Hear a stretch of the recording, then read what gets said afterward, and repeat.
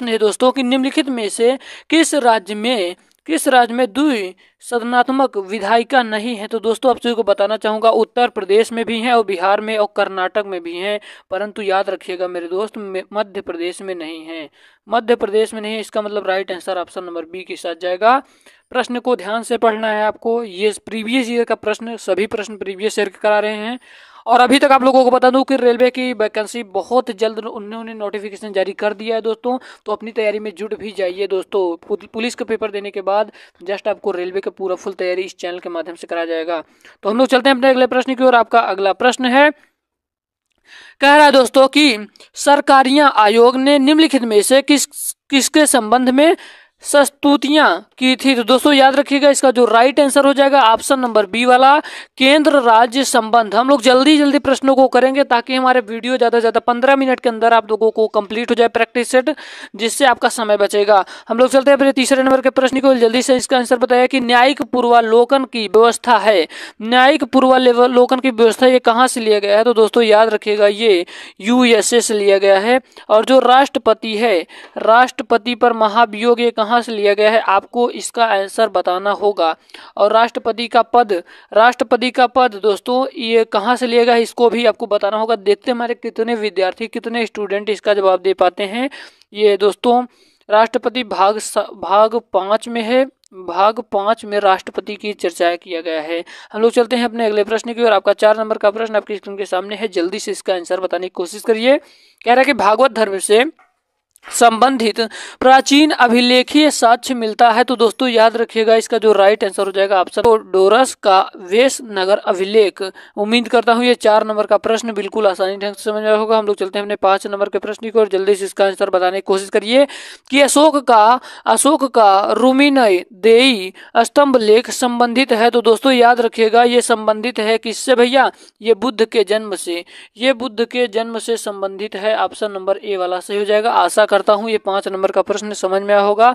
हम लोग चलते हैं अपने 6वें नंबर के प्रश्न की ओर। आपका 6वां नंबर का प्रश्न जस्ट आपकी स्क्रीन के सामने है, जल्दी से इसका आंसर बताने की कोशिश करिए। आपका अगला प्रश्न है कि भूमि स्पर्श मुद्रा की सारनाथ बुद्ध मूर्ति संबंधित है। तो दोस्तों याद रखिएगा, इसका जो राइट आंसर हो जाएगा ये किसके साथ जाएगा, इसका राइट आंसर हो जाएगा मेरे भाई ऑप्शन नंबर डी के साथ गुप्त काल, ऑप्शन नंबर डी के साथ गुप्त काल। हम लोग चलते हैं अपने अगले प्रश्न की ओर। आशा करता हूं, उम्मीद करता हूं ये 6 नंबर तक प्रश्न समझ में आ रहे होंगे। आपका 60 नंबर का प्रश्न आपकी स्क्रीन के सामने है। आपका जो 8 नंबर का प्रश्न है ये आपकी स्क्रीन के सामने है। कह रहा है कि भारत में भाई साहब, भारत में इंग्लैंड का कौन सा दूत जहांगीर के पीछे अजमेर से मांडू आया। तो दोस्तों याद रखिएगा, इसका जो राइट आंसर हो जाएगा टॉमस रो। कौन भैया, टॉमस रो आया, ऑप्शन नंबर बी वाला से हो जाएगा। और मैंने साइंस की एक वीडियो भी डाल दिया है, टॉप 25 क्वेश्चन जो रेलवे में पूछे जाते प्रश्न है, तो इसको आप लोग जाकर देख लीजिए, लिंक डिस्क्रिप्शन बॉक्स में दिया गया है, नहीं तो आप लोग वीडियो वाले ऑप्शन पे जाकर देख सकते हैं, आपको मिल जाएगा। हम लोग चलते हैं अपने अगले प्रश्न की ओर। आपका 9 नंबर का प्रश्न आपकी स्क्रीन के सामने है कि अकबर के साथ युद्ध करने वाली दुर्गावती की रानी थी। तो दोस्तों याद रखिएगा कि अकबर के साथ युद्ध करने वाली दुर्गावती की रानी कौन थी भैया। तो याद रखिएगा मंडला रानी थी। कौन भैया, मंडला की रानी थी दुर्गावती। ऑप्शन नंबर ए वाला सही हो जाएगा। आपका 10 नंबर का प्रश्न आपकी स्क्रीन के सामने है, जल्दी से इसका आंसर बताने की कोशिश करिए। कह रहा है कि गुजरी महल किसने बनवाया था। तो गुजरी महल भैया याद रखिएगा कि गुजरी जो महल है इसको मानसिंह जी ने बनवाया था, मानसिंह जी ने बनवाया था। ऑप्शन नंबर बी वाला सही हो जाएगा। हम लोग चलते हैं अपने 11 नंबर के प्रश्न की ओर। आपका 11 नंबर का प्रश्न दोस्तों भैया आपकी स्क्रीन के सामने है। आपका 10 नंबर का फिर से वही प्रश्न आपको रिपीट किया है मेरे भाई, आपको रिपीट किया है। अगला प्रश्न है कि भारत में ब्रह्म समाज की स्थापना किसने की थी। तो याद रखिएगा भैया, राजा राम मोहन राय जी ने किया था, राजा राम मोहन राय जी ने किया था। ऑप्शन नंबर बी वाला करेक्ट हो जाएगा। आशा करता हूँ, उम्मीद करता हूँ ये प्रश्न आप सभी के समझ में आया होगा। हमारा अगला प्रश्न है कि सविनय अवज्ञा आंदोलन के रूप में गांधी जी ने दांडी मार्च किया था। भैया सविनय अवज्ञा आंदोलन के रूप में गांधी जी ने दांडी मार्च किया था। तो भैया मेरे भाई याद रखिएगा, दांडी मार्च कब किया था। तो याद रखिएगा, ये बहुत महत्वपूर्ण प्रश्न है, तो याद रखिएगा 26 जनवरी 1930 को, 26 जनवरी 1930 1930 को। सॉरी दोस्तों, यहाँ पर क्या हो जाएगा इसका राइट आंसर? इसका राइट आंसर हो जाएगा 12 मार्च भाई, 12 मार्च होगा। 12 मार्च 1930 को सविनय अवज्ञा आंदोलन गांधी जी ने दांडी मार्च किया था। ऑप्शन नंबर सी वाला सही हो जाएगा। आशा करता हूँ 11 नंबर का प्रश्न आप सभी के समझ में आया होगा। अगर आपको कहीं भी डाउट लगता है दोस्तों तो आप कमेंट सेक्शन में कमेंट कर दीजिएगा, हम आपको फिर से इसके इन प्रश्नों का जवाब दे देंगे। अगर आप लोग अभी तक हमारे टेलीग्राम ग्रुप को नहीं ज्वाइन किया है तो जाकर आप लोग टेलीग्राम ग्रुप को ज्वाइन जरूर कर लीजिएगा, क्योंकि दोस्तों उसमें बताया जा रहे हर एक टॉपिक के पीडीएफ आपको वहां पे प्रोवाइड होंगे। आपका अगला प्रश्न आपकी स्क्रीन के सामने है, कह रहा है कि भारत के स्वतंत्रता आंदोलन के दौरान महात्मा गांधी द्वारा स्थापित साबरमती आश्रम किस नगर के बाहर स्थित है? तो मेरे भाई याद रखिएगा, इसका जो राइट आंसर हो जाएगा, इसका राइट आंसर अहमदाबाद होगा। 1915 ईस्वी में, 1915 ईस्वी में ऑप्शन नंबर बी वाला सही हो जाएगा। हम लोग चलते हैं अपने अगले प्रश्न की ओर। आपका अगला प्रश्न है कि स्वतंत्रता पूर्व अवधि में ब्रिटिश सरकार द्वारा भारत में आधुनिक शिक्षा के प्रसार का मुख्य उद्देश्य क्या था? तो दोस्तों याद रखिएगा, मुख्य उद्देश्य था छोटे प्रशासनिक पदों पर नियुक्ति हेतु शिक्षित भारतीयों की आवश्यकता ही इनका उद्देश्य था। यानी कि इसका जो राइट आंसर हो जाएगा ऑप्शन नंबर ए के साथ जाएगा। आपका 14 नंबर का प्रश्न आपकी स्क्रीन के सामने है, आजाद हिंद फौज का प्रथम सेनापति था। तो आजाद हिंद फौज का जो प्रथम सेनापति था मेरे भाई, वो कौन था? वो मोहन सिंह था, मोहन सिंह था। ऑप्शन नंबर ए के साथ जाएगा इसका राइट आंसर। आपका 15 नंबर का प्रश्न आपकी स्क्रीन के सामने है, कह रहा है कि केंद्रीय शुष्क क्षेत्र अनुसंधान संस्थान यानी कि कजरी अवस्थित है, तो कहाँ पर अवस्थित है? तो दोस्तों याद रखिएगा, ये कहाँ पर, ये जोधपुर में स्थित है।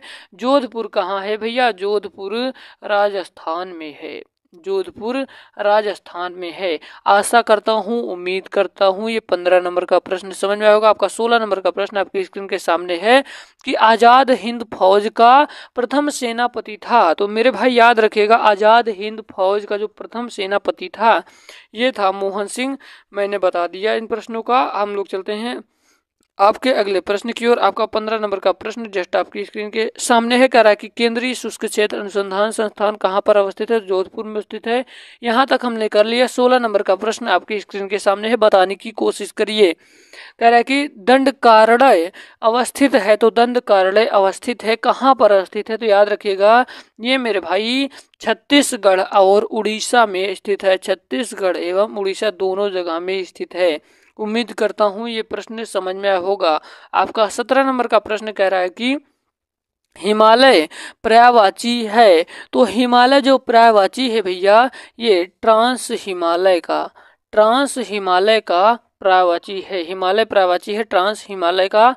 आपका 18 नंबर का प्रश्न है, देखते हैं हमारे कौन कौन विद्यार्थी इसका आंसर बता पाते हैं कि निम्नलिखित में से कौन सा बाघ आरक्षित क्षेत्र 2 राज्यों में विस्तृत है? तो दोस्तों याद रखिएगा, इसका जो राइट आंसर हो जाएगा वो हो जाएगा पेंच। ऑप्शन नंबर सी वाला करेक्ट हो जाएगा। आशा करता हूँ, उम्मीद करता हूँ ये प्रश्न बिल्कुल बेहतरीन ढंग से समझ में होगा। हमारा अगला प्रश्न आपको 19 नंबर का प्रश्न आपके जस्ट स्क्रीन के सामने है, कह रहा है कि संसार में टाइटेनियम का अग्रणी उत्पादक है। तो दोस्तों याद रखिएगा, संसार में टाइटेनियम का अग्रणी उत्पादक है। तो मेरे भाई याद रखिएगा, इसका जो राइट आंसर हो जाएगा ऑप्शन नंबर सी के साथ रूस हो जाएगा।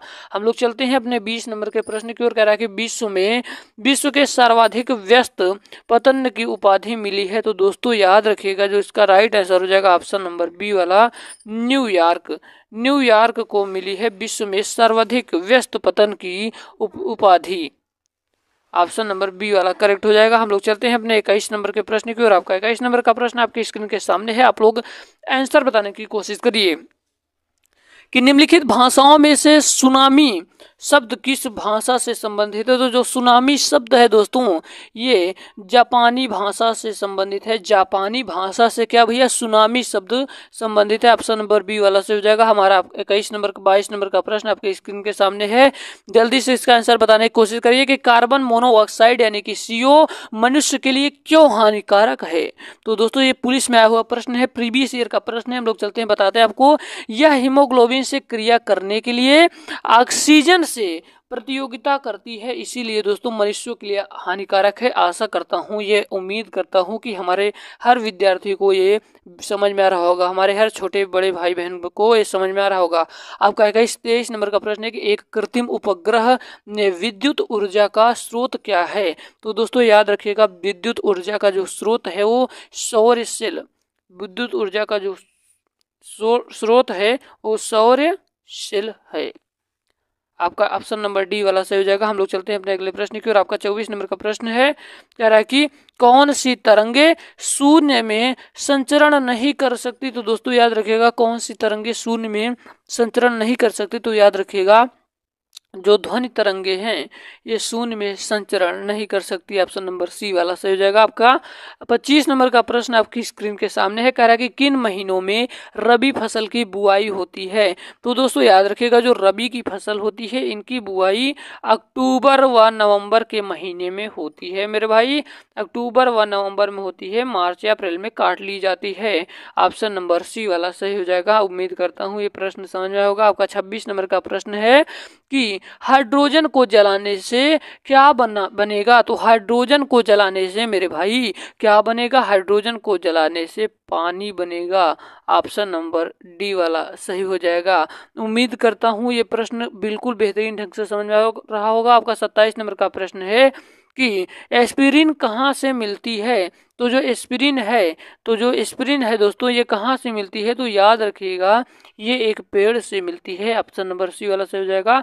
29 नंबर का प्रश्न कह रहा है कि शक्कर के किण्वन से क्या बनता है। तो शक्कर के किण्वन से क्या बनता है मेरे भाई, इथाइल अल्कोहल बनता है, इथाइल अल्कोहल बनता है। आशा करता हूँ, उम्मीद करता हूँ ये प्रश्न समझ में आया होगा।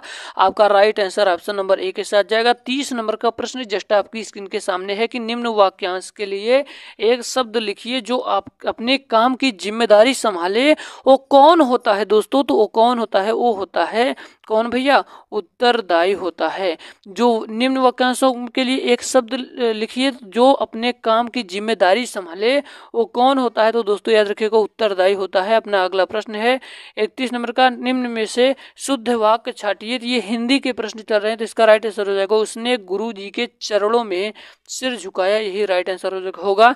अब इसके बाद हम लोग करेंगे हिंदी का प्रैक्टिस सेट। तो दोस्तों बने रहिएगा, इस वीडियो के बाद करते हैं जस्ट तुरंत मिलते हैं एक नए वीडियो और धमाकेदार वीडियो के साथ। तब तक के लिए जय हिंद, वंदे मातरम, मेरा भारत महान।